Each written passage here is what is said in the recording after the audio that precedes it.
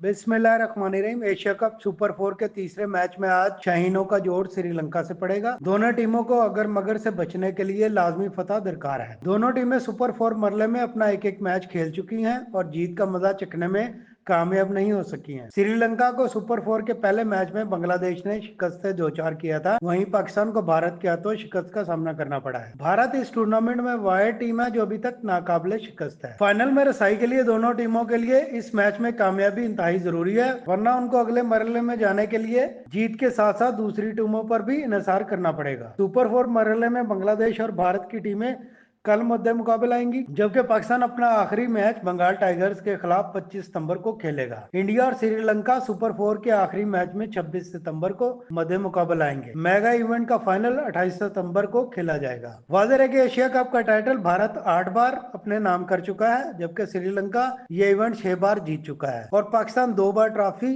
अपने नाम कर चुका है।